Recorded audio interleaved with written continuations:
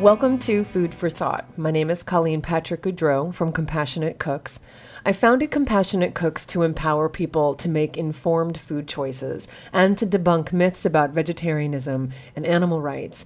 You can learn more about who we are and what we do by visiting our website, compassionatecooks.com, where I encourage you to check out our resources and recipes, join our message board to find community and support. And I also encourage you to subscribe to this podcast through iTunes or through whatever podcatcher you use.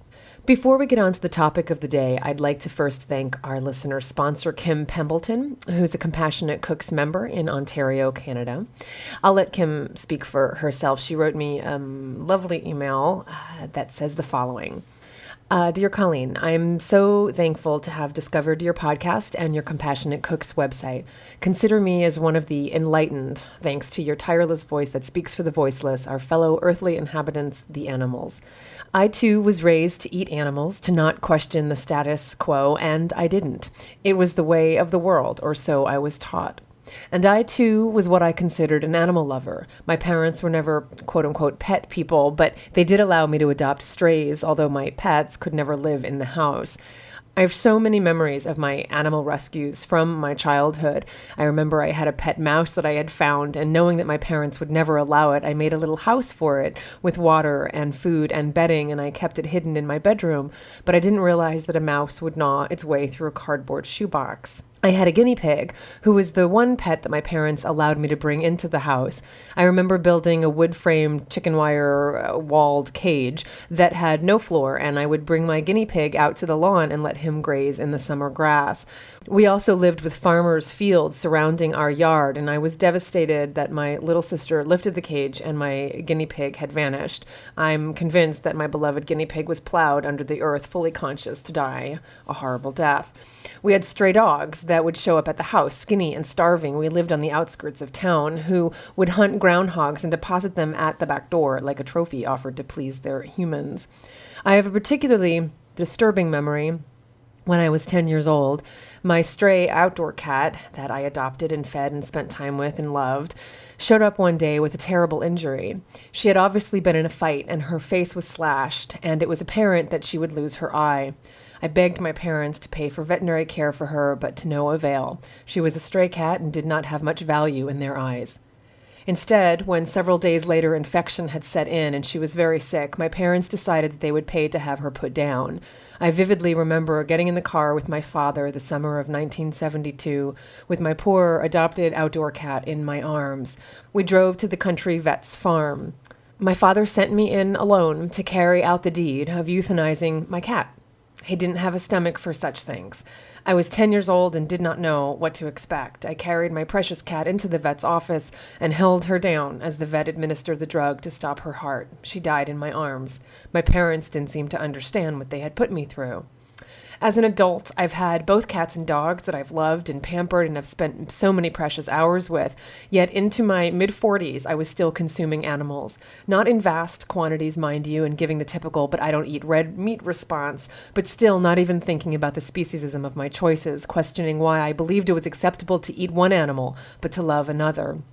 Colleen, I thank you for opening my mind and my heart, for encouraging me, a complete stranger, through your podcast to examine my thoughts, my beliefs, my status quo lifestyle, and to question what has been indoctrinated into my brain for more than 4 decades.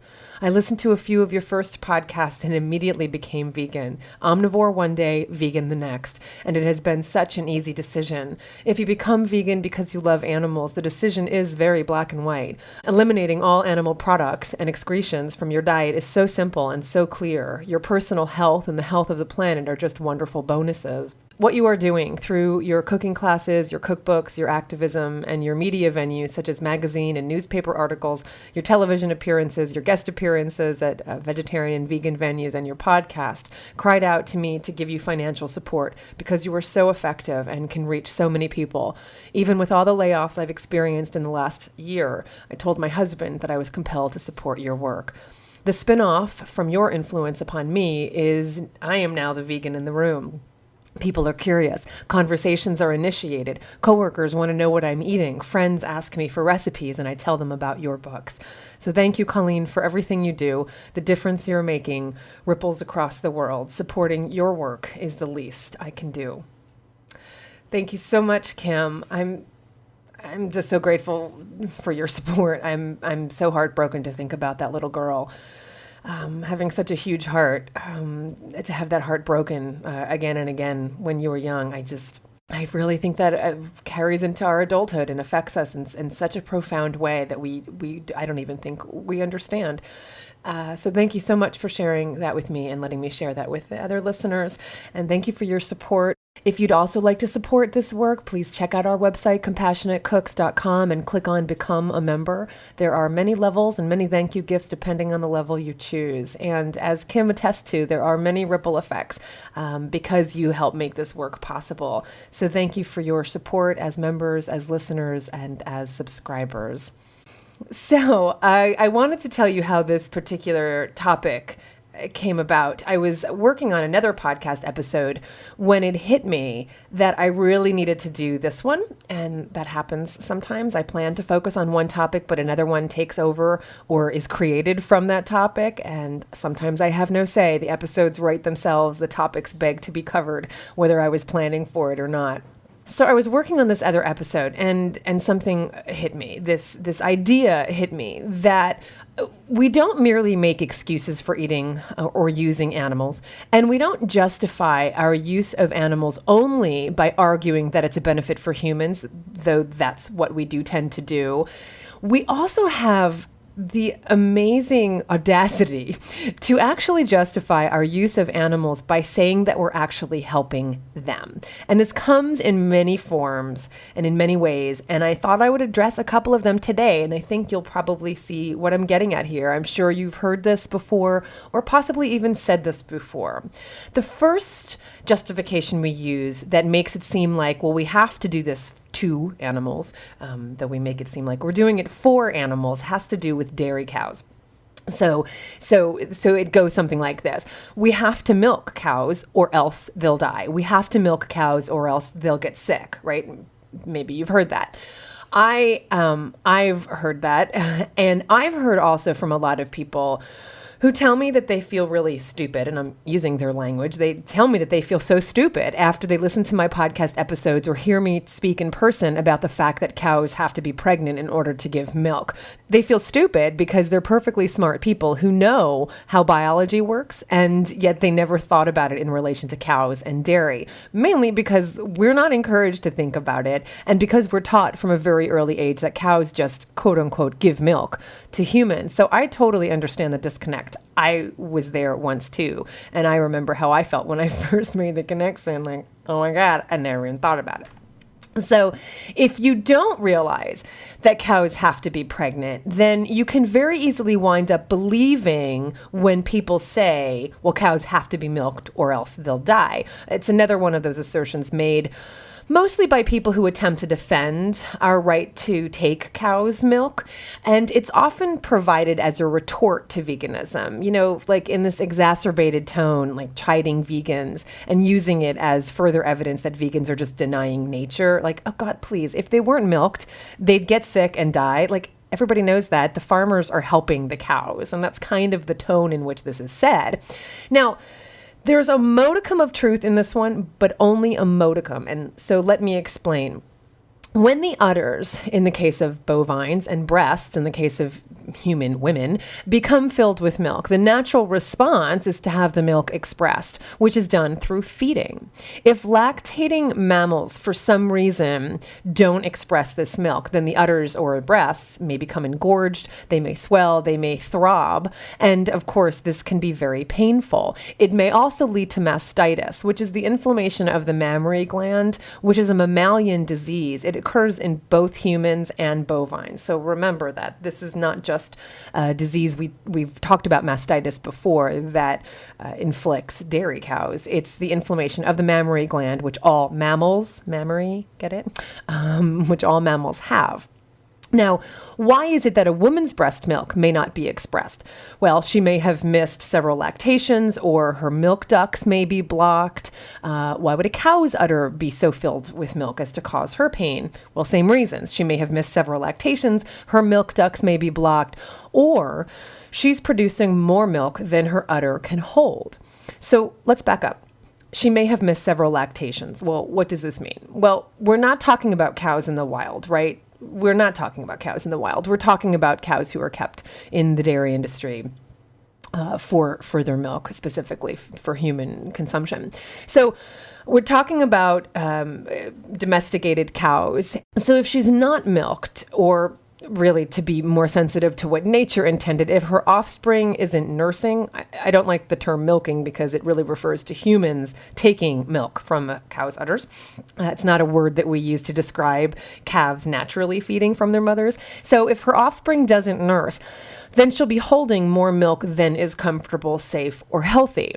And just to elaborate on that last point where I said that a cow may be producing more milk than her udder can hold, I want to talk about that. Why would a cow be producing more milk than her udder can hold? You are hopefully thinking of some answers there. Why would that be the case? Well, when it comes to public perception and understanding of animal-derived products, there tends to be a lot of emphasis on methods of production rather than the necessity of production.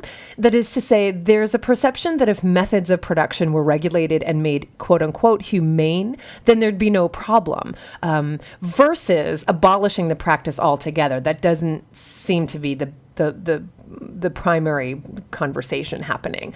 And because the emphasis tends to be on method, it becomes really easy to not question the practice. So for instance, consumer groups have focused on hormone-free milk, and perhaps this is what you were thinking of. Well, the way to stop cows from producing too much milk is to not give her artificial hormones. Maybe that's one of the things that you came up with. But this concept of hormone-free milk leads consumers to believe that as long as the milk is quote unquote hormone free, then everything's fine. Then the animals aren't overtaxed, they're at less risk for infection, and the milk itself is safe and quote unquote hormone free. The synthetic hormone that people allude to when they say hormone free has been the center of quite a bit of controversy in the US. It was first manufactured, the synthetic hormone was first manufactured by Monsanto and sold under the name Posilac, which is now owned by Eli Lilly. And it's a really fascinating drama. It's certainly not over, and I highly encourage you to look into it more. The movie The Corporation touches on it a little bit, but really poke around the web to find out more. And by the way, even without synthetic hormones, cows, as females, naturally have hormones in their milk. So it's not actually accurate or legal to say that milk is quote unquote hormone free because she has hormones. That's part of what it means to be a female or a male. You have hormones. So I want to talk about that in another episode. This whole hormone, hormone-free milk, but you can't even say hormone-free milk because she's got hormones. So I'm really talking about synthetic hormones when I'm talking about accelerating the production of milk from cows.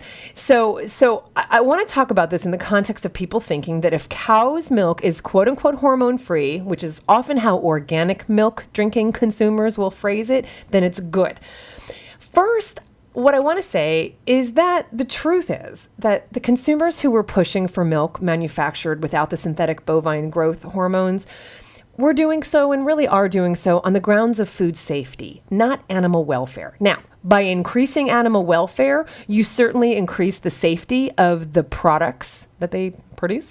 But really the concern comes down to people wanting to think that they're drinking milk produced without synthetic hormones because otherwise, if that's the case, then the milk is healthy, they think. And so without the additional hormones, they're drinking a healthful product. That's kind of the perception.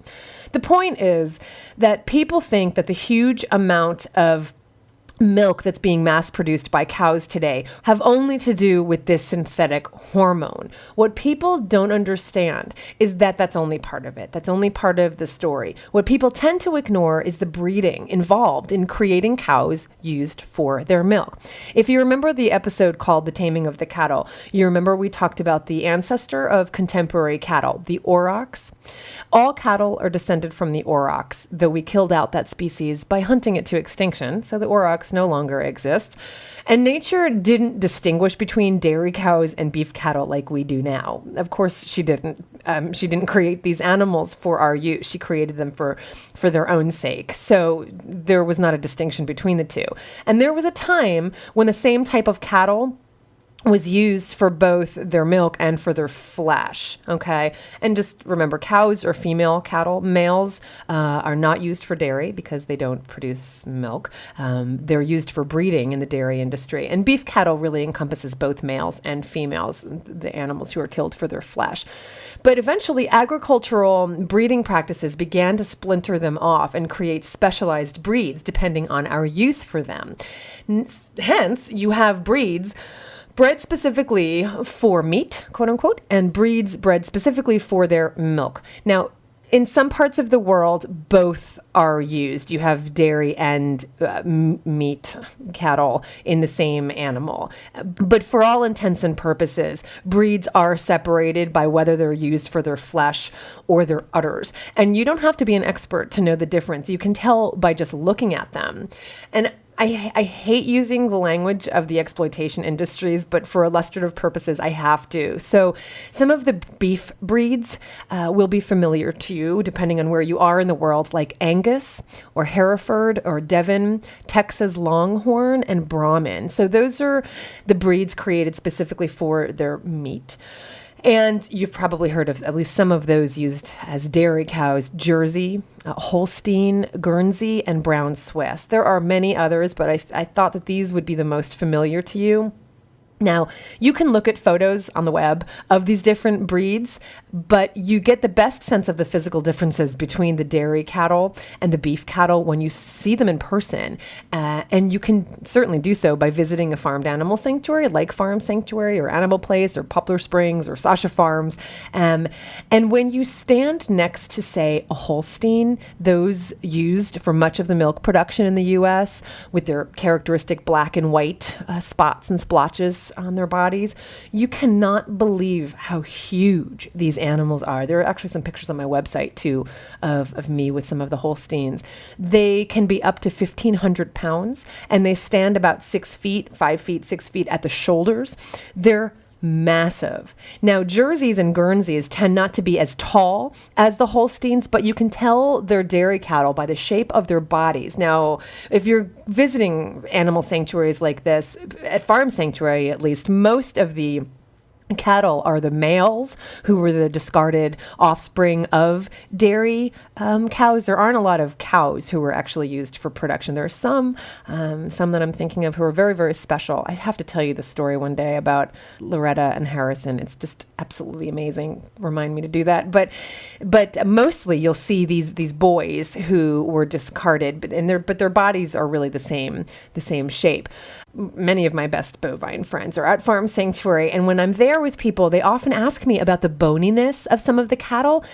They point to the physical characteristics of these Jerseys, and they're always intrigued by the lines of their bodies. And it's true, because they're kind of bony compared to the beef cattle. But what you can see is that they're tall. They've got strong legs is really the characteristic of the characteristics of the dairy cattle. And when, again, you're next to these Holsteins, they're just massive.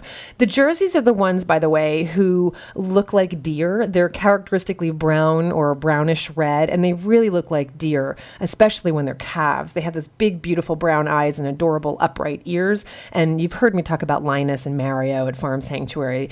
Guernseys are also adorable. They are distinguishable by their brown color with white markings. And yeah, so you've got the dairy cattle that tend to be lean, but strong and tall. And if you look at the beef, quote unquote, beef breeds, they're thick and stocky, and they carry a ton of muscle. So at Farm Sanctuary, California, for instance, Dawn, who's the gorgeous, gorgeous red matriarch of the herd, she was bred for beef. And again, there's pictures of these guys and gals on my website and on my Facebook pages, etc.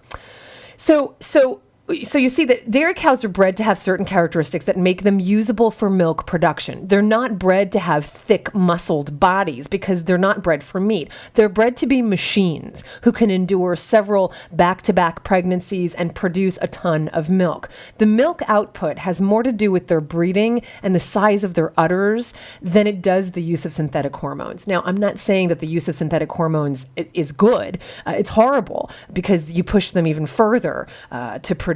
But my point is that even without the use of synthetic hormones, dairy cows are bred to produce more milk than nature intended for their young. And that's why a cow may have more milk in her udder than is normal, safe, comfortable, or healthy. So back to the assertion that we're actually doing cows a favor by milking them. Well, if we didn't impregnate them, they wouldn't be pregnant in the first place. That's the whole point.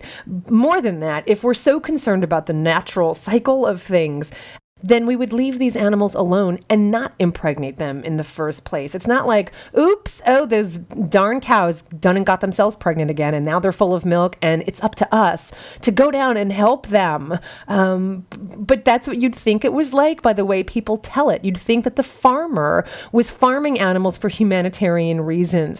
And I'm sorry, but that's not what's going on here. This is a business. It's an industry. The animal is a commodity.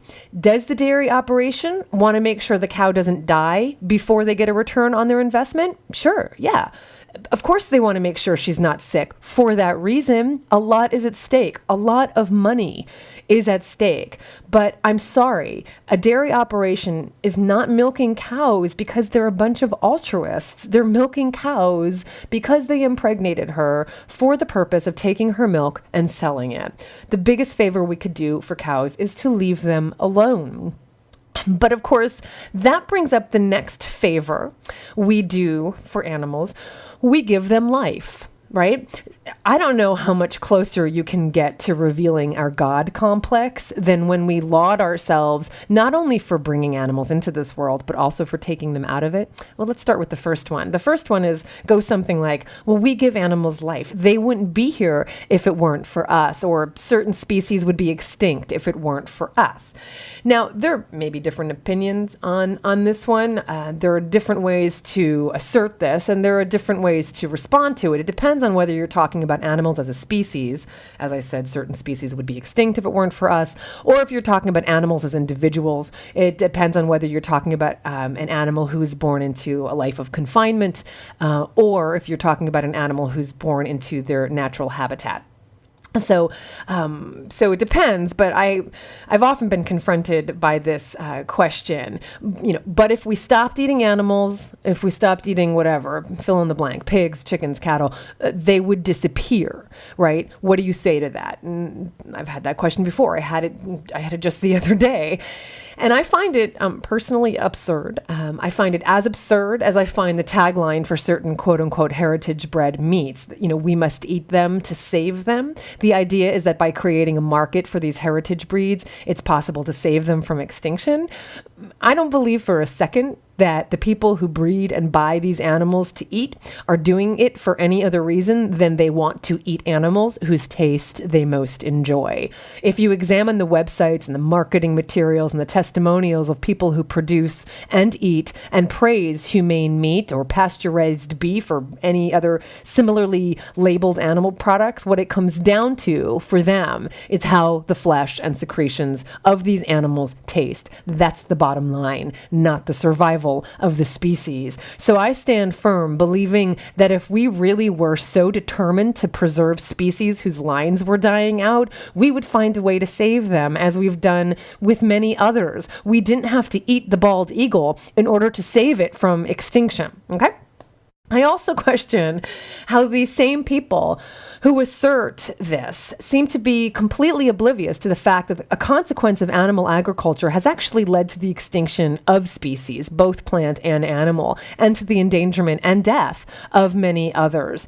Why is it that they seem so unconcerned about those animals and so concerned about the quote-unquote edible animals, if you will? You tell me.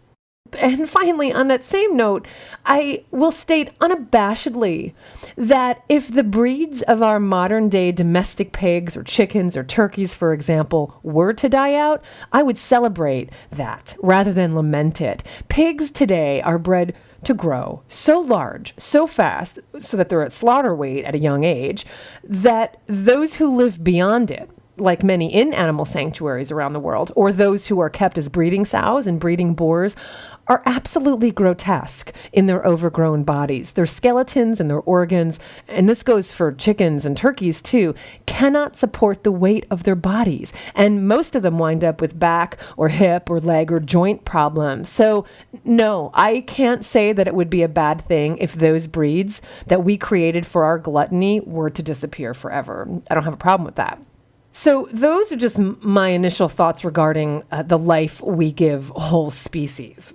If we're talking about individual animals, well, what bothers me about the whole thing is, like I said, that it's used to justify our consumption and use of animals. And so on that alone, it doesn't fly with me, because I think we're trying to find some way to cast a favorable light on our unnecessary actions. And I find the whole assertion quite arrogant, frankly. Even if the individual animal wasn't born into intensive confinement and misery, and keep in mind that the majority of animals raised for human consumption are, I don't think we get credit for giving an animal life only for the purpose of killing him or her. It's just macabre to me. We're not breeding animals because we love them and we want them to experience the fullness of a long life. We're breeding animals so that we can kill them and eat them. And so, I don't know, it just doesn't seem praiseworthy to me. If we value the life we created so much, then why would we end it? Why would we destroy it?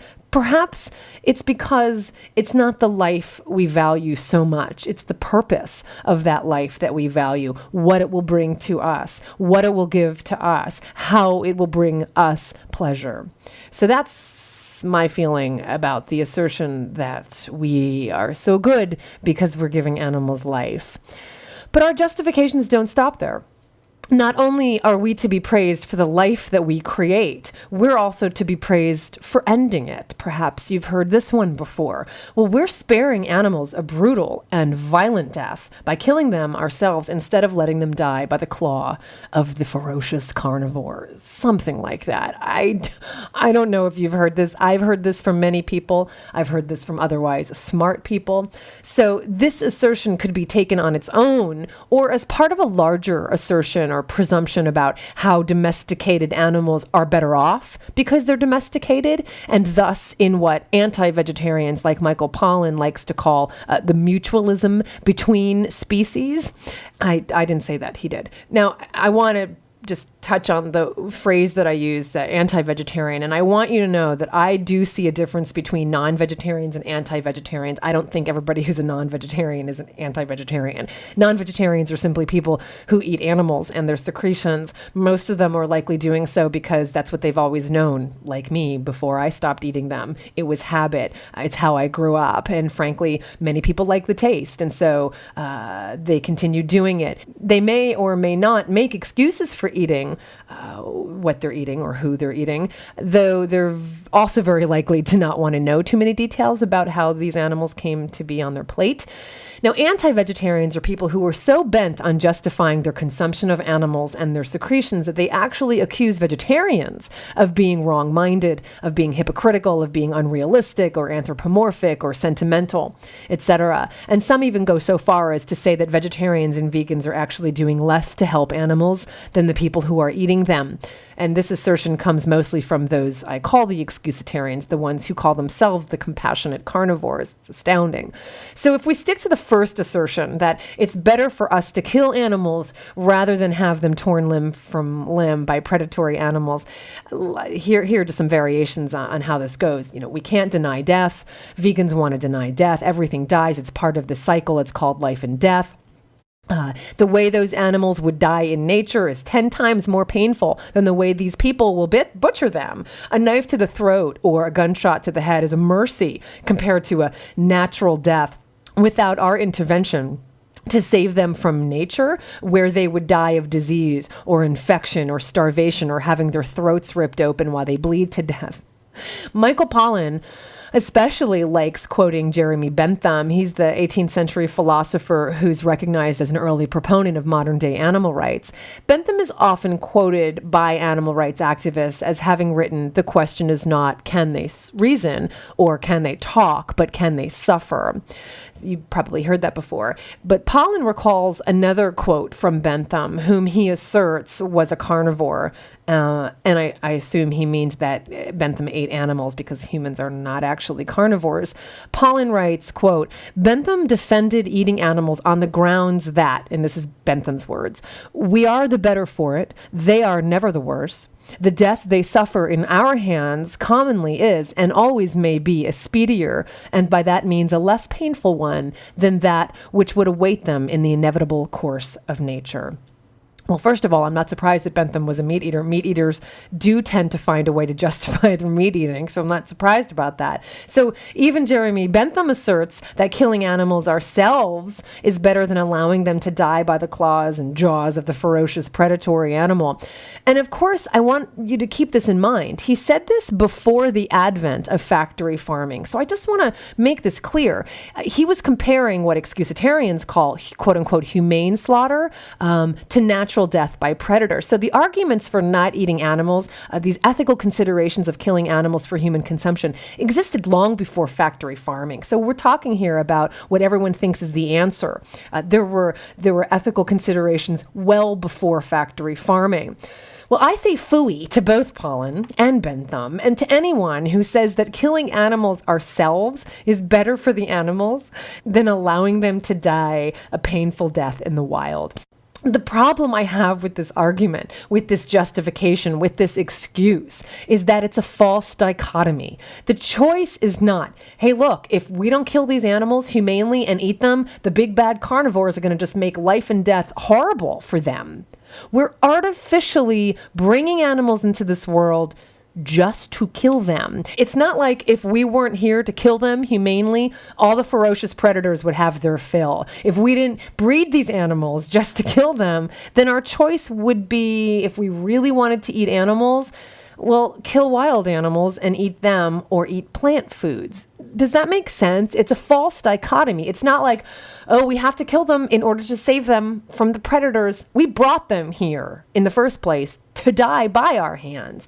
So it's a false dichotomy. I mean, if we took this argument to its logical conclusion, if I'm to believe that the person who says they care so much about animals that they kill them humanely rather than let them die by the violent, ferocious predator, then it would lead me to think that they would want to go out and hang out in the wild and rescue the prey animal before he was led into the jaws of the predator. I mean, it's absurd. It doesn't make any sense. If they cared so much about animals not being victims of cruel nature, then, they might want to make life easier for those wild animals. It's not sincere. It's completely disingenuous, and it's absurd. They're not concerned with the animals. That's the point. They're concerned with feeling good about the animals they want to eat. And so they create this false dichotomy to justify it. But those are not our only options. Die in the industrialized slaughterhouse, or die by ferocious predator, or die by humane, loving hands. Those aren't the options. We have other choices. If we were being really honest, and if we were really willing to make a choice that reflects something higher than our own taste buds and our desire for convenience, then we'd recognize that the most humane choice is to not bring animals into this world at all, only to kill them by our hands. I just think it takes a lot of nerve to act like we're breeding and confining and killing animals because we're really interested in helping them, because we're really interested in protecting them from the big bad predator. It's so disingenuous because it's not about that at all. It's about wanting to eat meat. The next justification, which is kind of related to this, is in nature, animals kill other animals and eat them. So it's natural for us to do so as well. So again, we're kind of the benefits of the animals is that, we think we're part of this cycle of nature. We think we're part of the cycle of life and death. So we're helping animals to fulfill their mission because this is part of life. This is part of nature. So that's that argument. In nature, animals kill animals and eat them. So it's natural for us to do so as well. Too many people assert this, I think, without thinking, and it stands on faulty legs, in my opinion. There are a few things to say about this. In fact, there are 4 things I want to say about this. Number 1 is, now I know we've talked about this before in one of the 2 episodes where I compare the anatomy of humans with that of herbivorous animals and of carnivorous animals. Physiologically, we resemble the herbivores substantially more than we do the carnivores.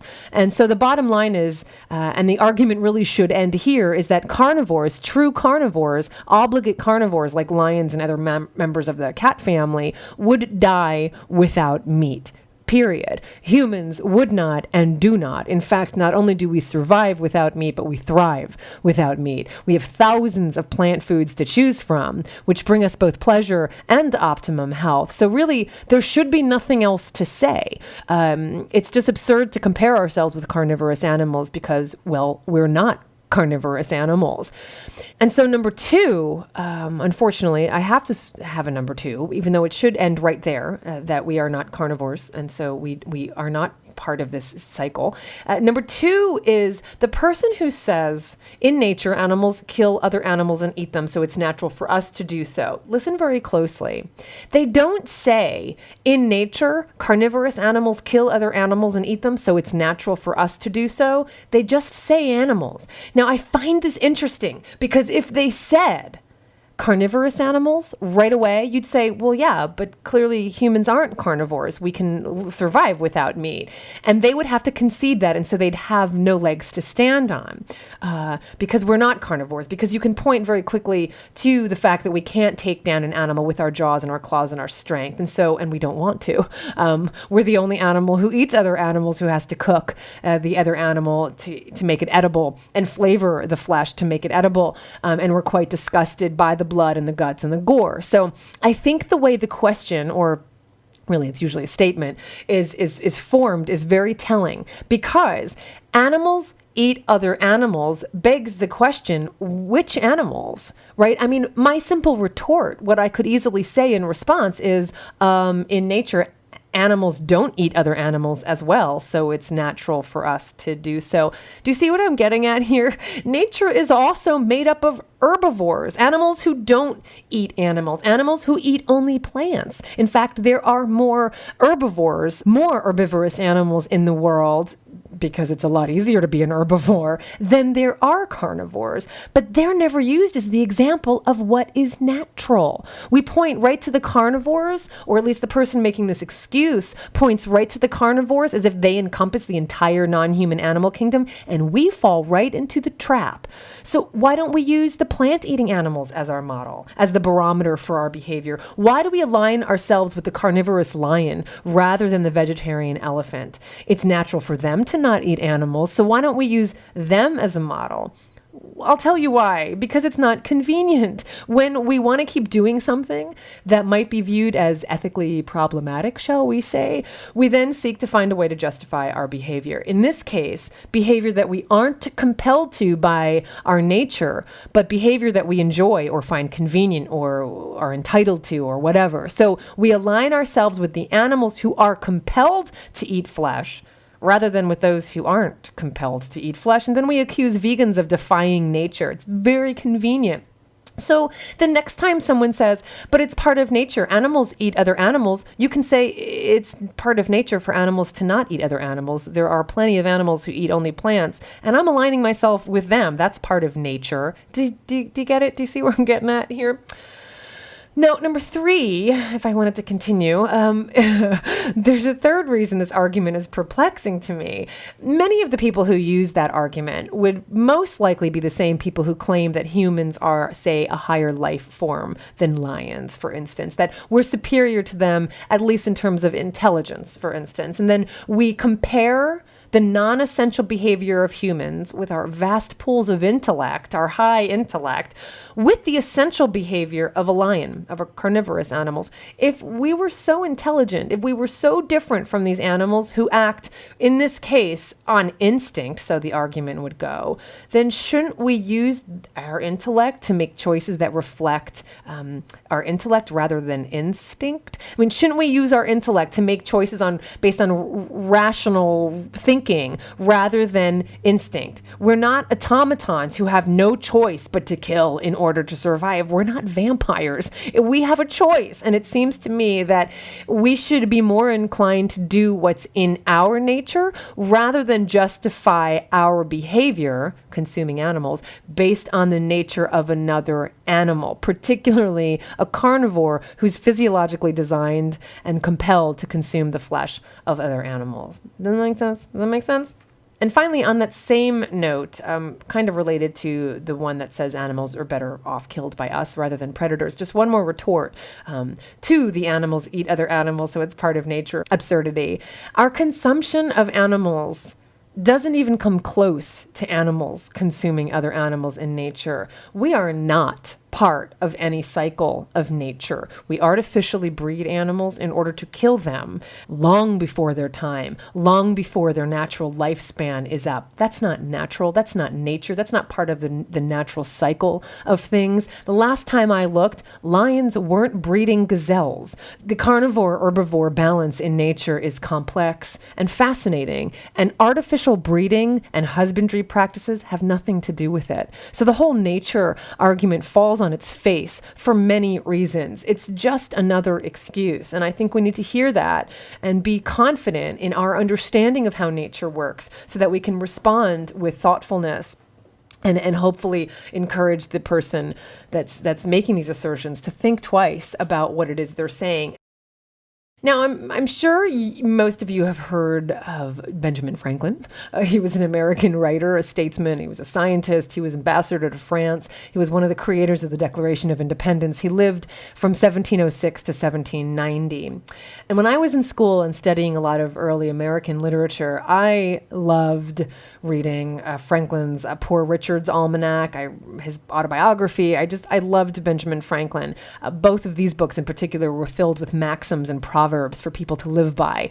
Many satirical, many were full of truth. And I have a real soft spot in my heart for Franklin and his observations. So relevant to our discussion today, I thought I would end with a quote from Benjamin Franklin, which I just think just brings home everything that I've been saying here, everything that I've really been talking about for years in terms of our excuses.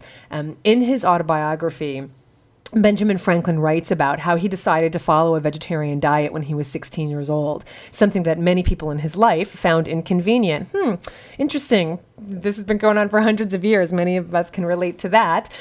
And so what happened was when he decided to eat a vegetarian diet, he calls it a vegetable diet, he found that he saved a lot of money. And so he writes that he was able to buy a lot of books. So he attributes his increased learning with his abstinence from animal flesh, which is great.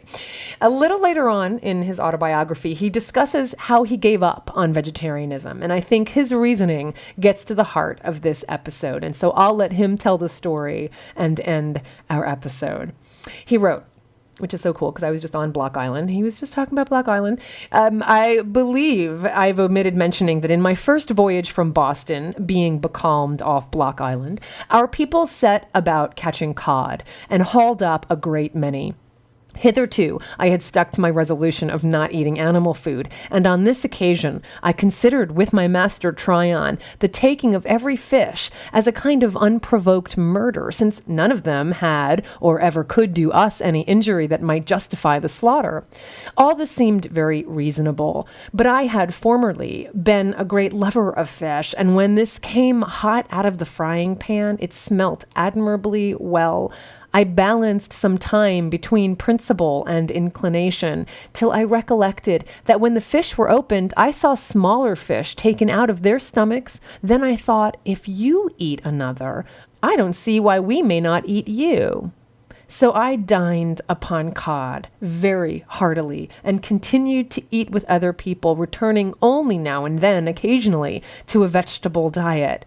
So convenient a thing it is to be a reasonable creature, since it enables one to find or make a reason for everything one has a mind to do. For the animals, this is Colleen Patrick Goudreau. Thanks for listening and thinking and speaking out on behalf of the animals and on behalf of truth and common sense.